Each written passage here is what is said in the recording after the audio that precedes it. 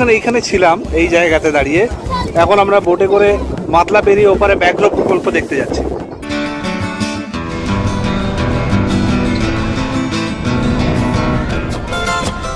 আমাদের নৌকা আমাদেরকে ঘোরানোর জন্য একটা কোনো খাঁড়ির মধ্যে ঢুকিয়েছে, এখন এই খাঁড়ির মধ্যে এসে সব চান করছে।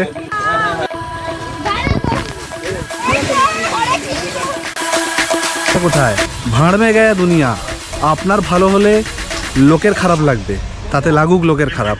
কুছ তো লোক হ্যাঁ কহেঙ্গে, লোগো কা কাম হ্যাঁ कहना। এই হচ্ছে নিমপিট রামকৃষ্ণ আশ্রমের মূল মন্দির, আর এইটা হচ্ছে মায়ের বাড়ি, সারদা মায়ের বাড়ি। মা এখানে থাকতেন। সুন্দরবনের সুন্দরী গাছের সমস্ত শ্বাসগুলো বেরিয়ে আছে, মূলগুলো বেরিয়ে আছে দেখুন এখানে। তো বন্ধুরা, এই হচ্ছে কৈখালীর মাতলা নদী। সঙ্গে রয়ে গেল ভাজা মাছ।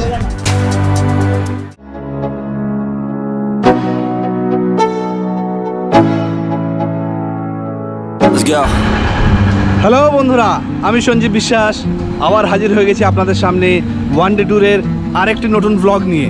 বন্ধুরা, আজকে আমরা চলেছি নিমপিট আর কৈখালীর উদ্দেশ্যে, দক্ষিণ 24 পরগনা জেলার নিমপিট আর কৈখালীতে।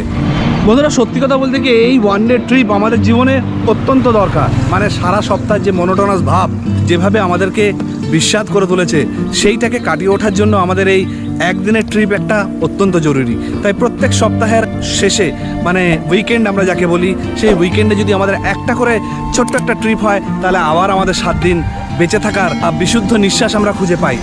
তো আজকে আমাদের সেই উদ্দেশ্য, আপনাদেরকেও নিয়ে যাব, আমরাও ঘুরবো আর আমাদের সাথে আপনারাও ঘুরবেন। চলুন।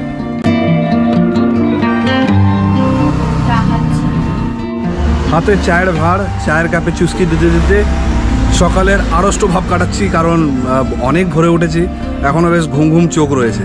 তো রাস্তায় তো গাড়ি চালাচ্ছি, কিন্তু তা সত্ত্বেও একটা ঝিমুনি ভাব রয়েছে, তাই চায়ের কাপে চুমুক দিয়ে সেই ঝিমুনি ভাবটা কাটানোর চেষ্টা করছি। আর হ্যাঁ বন্ধুরা, আপনারা যদি এই নিমপিট আর কৈখালী আসতে চান, আপনারা যদি নিজস্ব গাড়ি থাকে বা বাইক থাকে, তাহলে তো গুগল ম্যাপ অন করে সরাসরি পৌঁছাতে পারেন।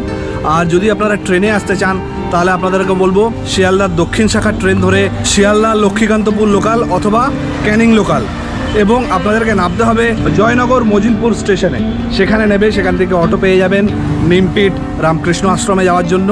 এবং নিমপিট রামকৃষ্ণ আশ্রমে কিছুক্ষণ ঘোরার পর ওখান থেকে আপনারা আবার অটো পেয়ে যাবেন কৈখালী যাওয়ার জন্য। ওখান থেকে কৈখালীর দূরত্ব মোটামুটি 20 থেকে 30 কিলোমিটার, সময় লাগে 20 থেকে 25 মিনিট।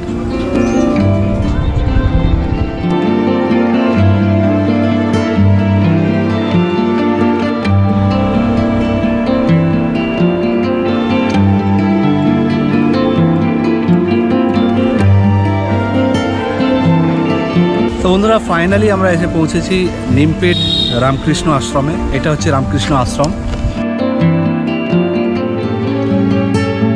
তো এটা হচ্ছে নিমপিট রামকৃষ্ণ আশ্রমের মূল মন্দির। এই হচ্ছে নিমপিট রামকৃষ্ণ আশ্রমের মূল মন্দির। মন্দিরের ভিতরে ক্যামেরা দিয়ে ভিডিও তোলা বা ছবি তোলা সম্পূর্ণরূপে নিষেধ, তাই মন্দিরের ভিতরটা যাচ্ছি না, বাইরে থেকেই দেখাচ্ছি।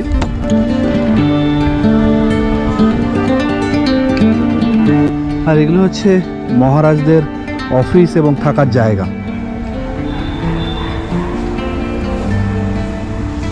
মূল মন্দিরের পাশেই একদম মহারাজদের থাকার জায়গা আর অফিস ঘর।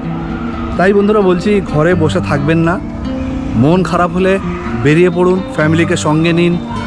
মানুষ তো অনেক কথা অনেককে বলে, কেউ যদি বলে যে কোথায় কোথায় ঘুরতে চলে যায়, যাক না, আপনি আপনার পয়সায় যাচ্ছেন, অসুবিধা কোথায়? ভাঁড় মে গায়া দুনিয়া, কারণ আপনার ভালো হলে লোকের খারাপ লাগবে, তাতে লাগুক লোকের খারাপ।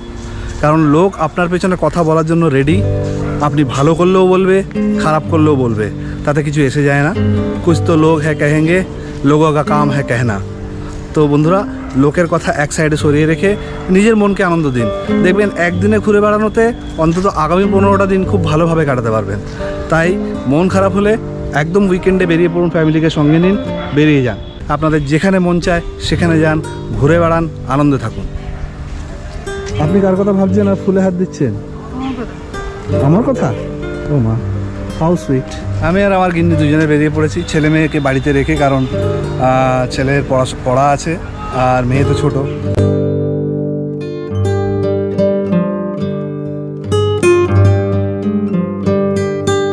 তো নিমপিট রামকৃষ্ণ আশ্রম থেকে বেরিয়ে ঠিক রামকৃষ্ণ আশ্রমের বাঁ দিকের পাশ দিয়ে একটা রাস্তা চলে গেছে, ঢালাই রাস্তা। সেই রাস্তা দিয়ে গেলে জাস্ট 2-3 মিনিট ওয়াকিং ডিস্টেন্সে গেলেই হচ্ছে সারদা মঠ।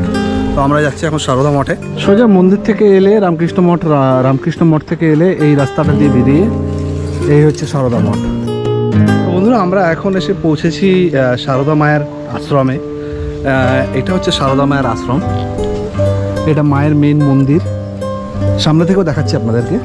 আর এইখানে থাকে হচ্ছে আশ্রমের দিদিমণিরা এবং সেক্রেটারি মহাশয়। এটা হচ্ছে ব্যাক সাইড, সামনেটা হচ্ছে স্কুলটা আমি সামনে থেকে দেখাচ্ছি। আমরা একদম স্কুলের পিছনে আছি। পিছনে হচ্ছে এই পুকুরটা রয়েছে সারদা মায়ের ঠিক ঘরের পাশে। সারদা মায়ের ঘর হচ্ছে এইটা, মায়ের ঘর। মা এইখানে থাকতেন। আর এটাই মায়ের ঘরের সামনে একদম পুকুর।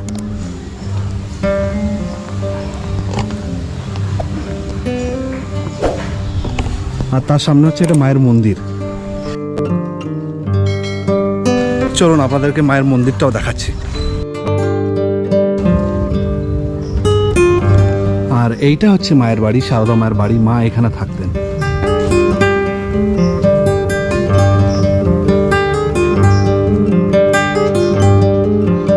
মায়ের বাড়ির সামনে সমস্ত বাগান করা আছে, সুন্দরভাবে সাজানো, গাছ পুরো ভর্তি, মানে চারিদিকে সবুজে সবুজ, দু চোখ জুড়িয়ে যাবে। আপনারা যদি নিমপিট আসেন, নিমপিট রামকৃষ্ণ আশ্রম তো দেখবেনই, তার সাথে অবশ্যই মায়ের আশ্রমটা দেখতে একদম ভুলবেন না। এই পুরো গার্ডওয়াল দেওয়া জায়গাটা হচ্ছে মায়ের আশ্রমের এরিয়া। আর এইটা হচ্ছে মায়ের মন্দির। কি সুন্দর ফল হয়ে রয়েছে। নাগেশ্বর বেল যাকে বলে, নাগেশ্বর গাছ। আচ্ছা আচ্ছা, হ্যাঁ এটা নাগেশ্বর গাছ।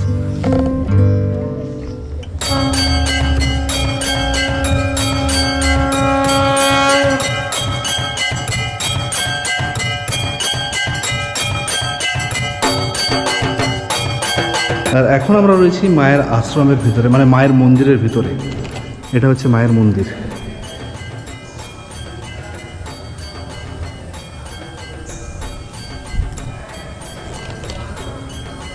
একদম শান্ত নিরিবিলি, মানে হৈহট্টগোলের লেশ মাত্র নেই। যেখানে এলে মন প্রাণ সমস্ত কিছু শান্ত হয়ে যাবে।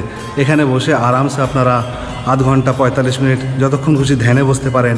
এবং সন্ধ্যাবেলা আরতি হয়, সকালবেলাও এখানে 11টা সাড়ে 11টার সময় আরতি হয়। সেই আরতির সময়ও আপনারা এখানে এসে বসতে পারেন। এখানে এটা পুরো বসার জন্য জায়গা, এখানে দর্শনার্থীরা এসে বসেন আর কি সবাই। তো বন্ধুরা, আপনাদের কেমন লাগলো নিমপিট রামকৃষ্ণ আশ্রম আর সারদা মায়ের আশ্রম দেখতে? যদি ভালো লাগে অবশ্যই একটা লাইক দিতে ভুলবেন না। আর আপনাদের চেনা পরিচিতদের মধ্যে ভিডিওগুলোকে শেয়ার করতে একদম ভুলবেন না।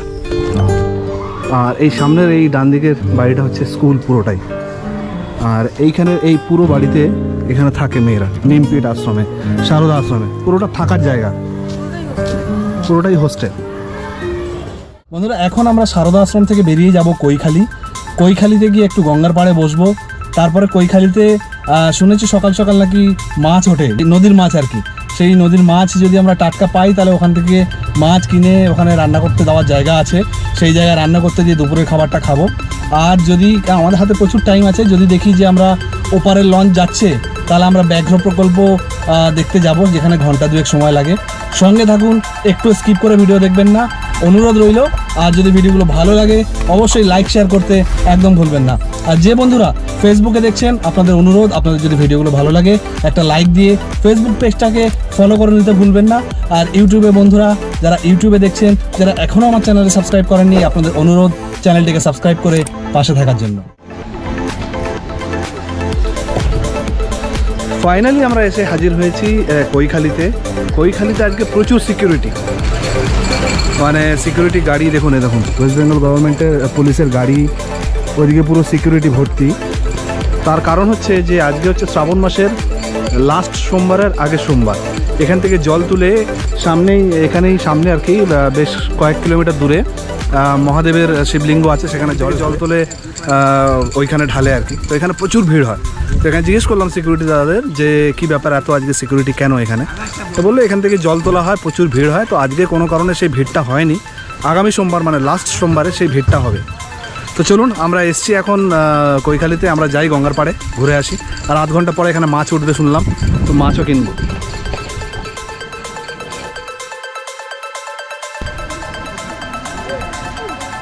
সব এখানে জল তুলতে এসছে, এখান থেকে জল তুলে নিয়ে যাচ্ছে। এই দেখুন এখানে শ্বাসমূলগুলো রয়েছে সব সুন্দরবনের সুন্দরী গাছের সমস্ত শ্বাসগুলো বেরিয়ে আছে, মূলগুলো বেরিয়ে আছে। দেখুন এখানে মাতলা নদীর ধার। তো বন্ধুরা এই হচ্ছে কৈখালির মাতলা নদী আর কৈখালির নদীর পাড়। এখানে নদীটা কত চওড়া দেখেছে, আর এগুলো হচ্ছে সব শাখা নদী পাশে। এখানে যে ছোটো ছোটো বোটগুলো আছে এরাই ওই ব্যাঘ্র প্রকল্পর ওখানে নিয়ে যায়, ঘন্টা দুয়েক সময় নিয়ে যেতে হয়। তো ছোটো নৌকাগুলো নেয় 1200 টাকা করে 12 জনের জন্য, একটু মাঝারি সাইজের নৌকা 15 জনের জন্য নেয় 1500 টাকা, 18 জনের জন্য নেয় 1800 টাকা, আর 22 জনের জন্য নেয় 2200 টাকা। 2200 টাকার নৌকাগুলো হচ্ছে ওই যে ওইগুলো সামনে যেগুলো রয়েছে, এই যে ওই বড়ো বড়ো নৌকাগুলো হচ্ছে 2200 টাকা আর 18 টাকা। আর এই ছোটো নৌকাগুলোতে 1200 টাকা করে নেয় 12 জনের জন্য। ওগুলো ভেসে বেড়াচ্ছে, ওকে ডাক দিলেই ওরা চলে আসবে, 12 জন হলে নিয়ে চলে যাবে।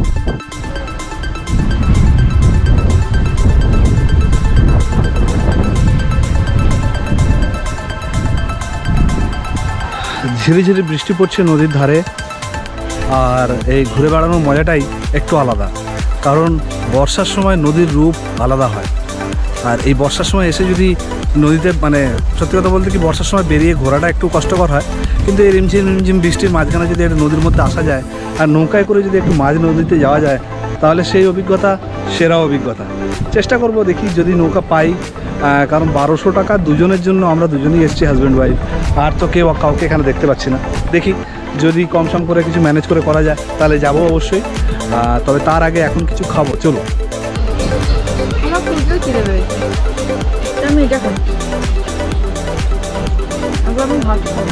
তো আমরা ভাত খাবো বলে কিছুটা এগিয়ে এলাম আর কি, ওই পর্যটন দপ্তরের গেস্ট হাউসকে পিছনে রেখে আমরা সামনের দিকে এগিয়ে এলাম। তো এখানে এগিয়ে আসলে দুটো পরপর হোটেল আছে ভাতের, একটা অন্তরঙ্গ হোটেল আর একটা হচ্ছে রাধাকৃষ্ণ হোটেল। এই দুটো জায়গাতেই ভাত খেতে পারবেন আপনারা।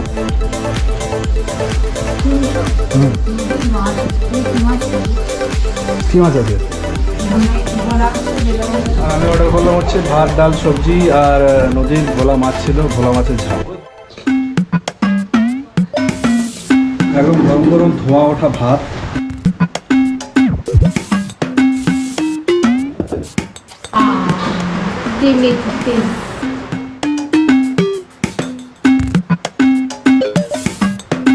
সঙ্গে দিয়ে গেল আলু ভাজা, মিক্স ভেজ।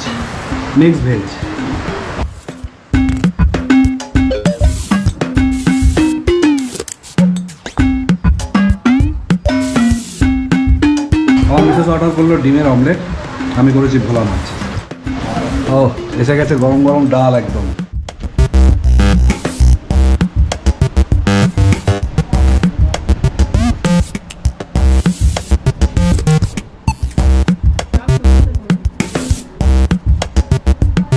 লেবু চিংড়ে ডাল ভাত, গরম ভাতে ডাল।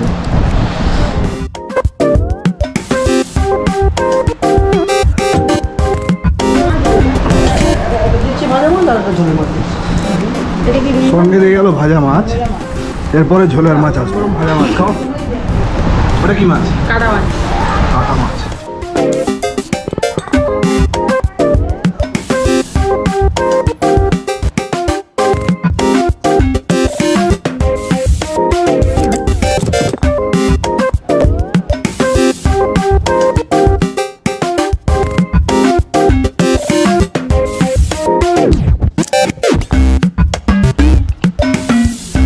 ঝিঙে সবজি চিংড়ি মাছ দিয়ে, ছোটা কুচো চিংড়ি দিয়ে ঝিঙে সবজি। সব কিছু থেকে গরম আগুন উঠছে, একদম ধোঁয়া বেরোচ্ছে।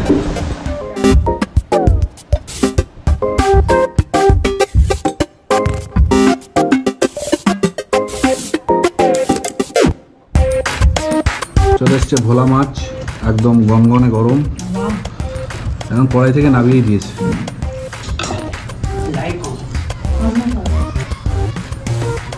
কাঁচা লঙ্কা দিই না, খাও। তো ফাইনালি আমাদের খাওয়া শেষে আমরা আমাদের ওই হোটেলেই আর কি দুজন দাদা এসেছিলেন জল আর কোল্ড ড্রিঙ্কস কিনতে। ওনারা যাচ্ছেন ওইখানে সুন্দরবনের ব্যাঘ্র প্রকল্প দেখতে। তো ওনারা একটা নৌকা বুক করেছেন, ওনাদের প্রায় 22 জনের মতন আছে সঙ্গে। তো আমরা বললাম যে দাদা আমাদের যদি দুজনের ব্যবস্থা করা যায় ওতে করুন, যা চার্জেস লাগবে আমরা দিয়ে দেবো। তো এই সামনে যাচ্ছেন দুজন জল নিয়ে, ওনাদের কাছে ওনাদের সাথেই ওনাদের বোটে যাচ্ছি আমি আর আমার মিসেস। এই নৌকাটায় করে আমরা ওনাদের সাথে যাব। আমরা এতক্ষণ এইখানে ছিলাম এই জায়গাতে দাঁড়িয়ে, এখন আমরা বোটে করে মাতলা পেরিয়ে ওপারে ব্যাঘ্র প্রকল্প দেখতে যাচ্ছি।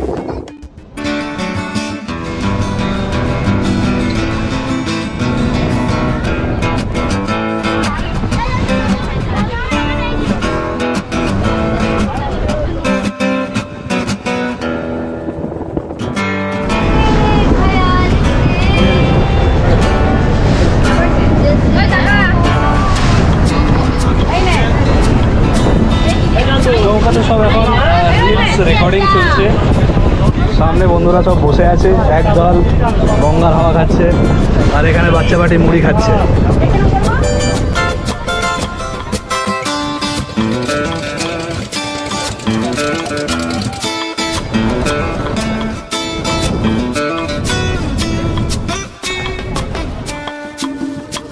এটা হচ্ছে পুরোটা সুন্দরবনের জঙ্গল এরিয়া, আর এইটা হচ্ছে ব্যাঘ্র প্রকল্পের ঘাট ঝড়খালি। ফাইনালি আমরা এসে পৌঁছেছি সুন্দরবন ওয়াইল্ড অ্যানিম্যাল পার্কে, যেটা ঝড়খালিতে অবস্থিত। আমরা কৈখালি থেকে যাত্রা শুরু করেছিলাম বোটে, এখন এসে ঝড়খালি ফেরিঘাটে দাঁড়িয়েছি। এই যে আমাদের বোট,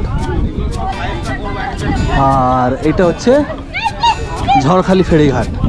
এটা দিয়েই আমরা ওয়াইল্ড অ্যানিম্যাল পার্কে যাব। না, কপালটাই খারাপ, মানে যে কারণে এখানে আসা সেটাই বন্ধ। সোমবার সোমবার নাকি এই পার্ক বন্ধ থাকে। তো আজকে আমরা সবাই এসেছিলাম, মানে আমি আর আমার মিসেস এসেছিলাম, কিন্তু এখানে আজকে নাকি পার্ক বন্ধ, সোমবার দিন পার্ক বন্ধ থাকে। এটা বাংলায় বলা হচ্ছে ঝড়খালি ব্যাঘ্র প্রকল্প। তো এখানে নাকি বাঘের মানে বাঘকে খাঁচায় রাখা হয়, সুন্দরবনের মতন ছাড়া থাকে না। এখানে 4-5টা বাঘ আছে এবং সেগুলো আর কি ব্রিডিংয়ের কাজ করে এখানে মানে বাঘের প্রজনন করে বাঘের সংখ্যা বাড়ানোর প্রচেষ্টা চলছে এইখানে আর কি। তো কপাল খারাপ হলে কী হবে, আবার নেক্সট টাইম যেদিন আসবো সেদিনকে দেখতে হবে। আপনাদের কেমন লাগলো ভিডিওটা অবশ্যই আমাকে জানাবেন। যদি ভিডিওটা ভালো লাগে তাহলে লাইক শেয়ার করতে একদম ভুলবেন না। আর বন্ধুরা চ্যানেলে যদি নতুন হন তাহলে অনুরোধ করব চ্যানেলটিকে সাবস্ক্রাইব করে পাশে থাকার জন্য।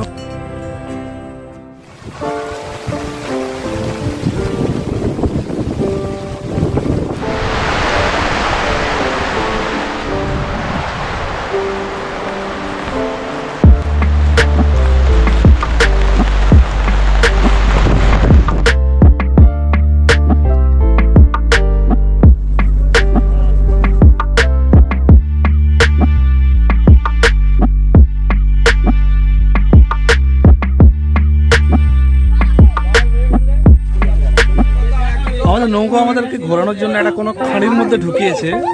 এখন এই খাঁড়ির মধ্যে এসে সব চান করছে, এই যে এখানে সব চান করছে। আর এটা হচ্ছে এই সুন্দরবনের গাছের ফল।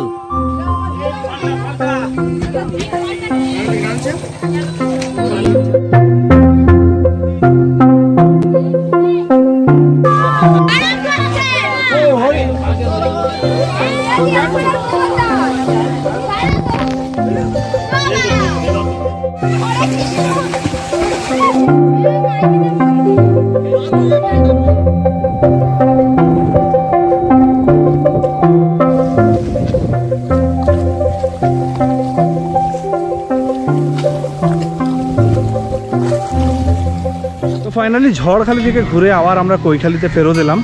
এসে এখন এসেছি রামকৃষ্ণ আশ্রমে, কৈখালি রামকৃষ্ণ আশ্রম। এই আশ্রমটা একবার আপনাদেরকে ঘুরিয়ে দেখিয়ে দিই, একদম গঙ্গার পাড়েই। আপনারা সারাদিন মোটামুটি ঝড়খালিতে ঘন্টা 3-4 কাটিয়ে আরামসে বিকেলবেলা এখানে এসে কিছুক্ষণ সময় কাটিয়ে যেতে পারেন।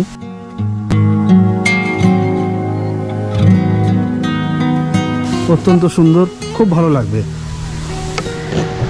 আর আমরা যে সারাদিন যেভাবে কাটালাম কৈখালিতে, মানে কৈখালি থেকে আমরা গেলাম ঝড়খালি, ঝড়খালি থেকে আসার পথে খাঁড়িতে ঢুকলাম। ওখানে আমাদের নৌকার ছেলেমেয়েরা, বাচ্চা ছেলেরা, বয়স্করা সবাই মিলে গঙ্গায় স্নান করলো, মানে নদীতে স্নানও করলো। তার ভিডিও আপনারা দেখতে পেলেন। কেমন লাগলো আপনাদের জানাবেন। ভালো লাগলে লাইক করতে, শেয়ার করতে একদম ভুলবেন না। হ্যাঁ, এটাই হচ্ছে রামকৃষ্ণ আশ্রম।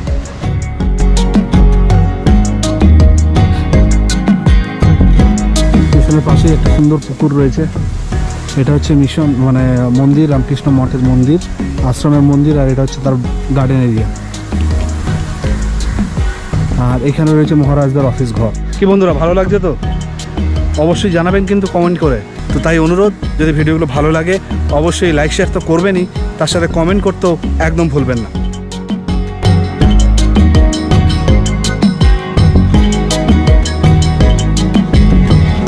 এই হচ্ছে রামকৃষ্ণ আশ্রমের ভিতরের পরিবেশ, মন্দিরের ভিতরটা একদম।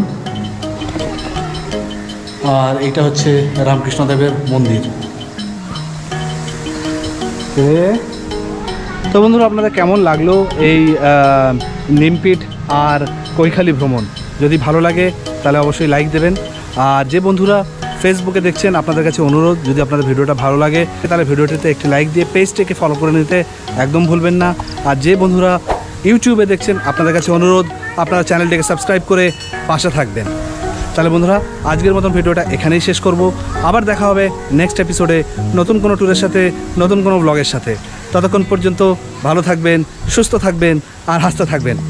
টাটা, বাই বাই, শব্বা খের।